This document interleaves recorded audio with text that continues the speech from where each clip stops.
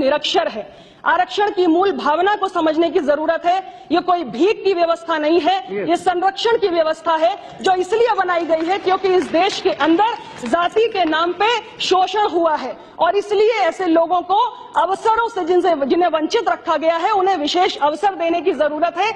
और यही बात बीजू जनता दल के वरिष्ठ सदस्य माननीय भर्तृहरि मेहताब जी ने भी कही और हमारी सरकार भी वही करने की कोशिश कर रही है। आरक्षण व्यवस्था पर कुछ आंकड़े भी इस सदन के समक्ष रखना चाहती हूँ। अध्यक्ष महोदया मुझे समय दे दीजिए, मैं सुबह से इंतजार कर रही हूँ। मैं कुछ बातें रखना चाहती हूँ। अध्यक्ष महोदया, पिछले 25 वर्षों से पिछड़ी जातियों को मंडल कमीशन के माध्यम से 27% आरक्षण की व्यवस्था है, लेकिन आज भी इस देश के अंदर ऐसे राज्य हैं, छत्तीसगढ़ और मध्य प्रदेश जैसे राज्य, जहां पर केवल 14% आरक्षण लागू है। झारखंड में केवल 22% आरक्षण लागू है। पश्चिम बंगाल में केवल 7% आरक्षण लागू है।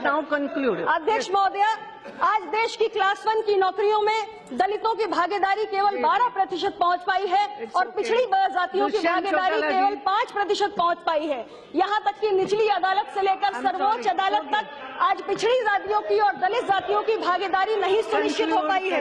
अध्यक्ष महोदया, देश के उच्च शिक्षण संस्थानों में एसोसिएट प्रोफेसर से लेकर वाइस चांसलर तक दलितों और पिछड़ी जातियों की भागीदारी आज केवल 2% पहुंच पाई है। इसलिए और यहाँ तक कि आज हमारी सरकार के केंद्र स्तर पे ये हार है अध्यक्ष, ये हालात है अध्यक्ष महोदया कि सेक्रेटरी के स्तर पर शेड्यूल कास्ट के 5, शेड्यूल ट्राइब के 3 और पिछड़ी जातियों का केवल 1 IAS अधिकारी है। एडिशनल सेक्रेटरी के स्तर पर शेड्यूल कास्ट के 3, शेड्यूल ट्राइब के 2 और ओबीसी का 1 भी IAS अधिकारी नहीं है अध्यक्ष महोदया। इसलिए मैं अपनी सरकार से ये मांग करती हूँ, मैं एक छोटे से सहयोगी दल के रूप में ये मांग करती हूँ कि हमारी सरकार आरक्षण की इस व्यवस्था पर एक श्वेत पत्र जारी करे और इस श्वेत पत्र में इस बात पर विचार करना चाहिए कि आरक्षण को एक कानून के रूप में स्वीकार किया जाए और इसका उल्लंघन होने की स्थिति में दंड का प्रावधान हो, क्योंकि आज तक हमारे देश में आरक्षण का उल्लंघन सिर्फ इसलिए हुआ है क्योंकि दंड का कोई प्रावधान नहीं है।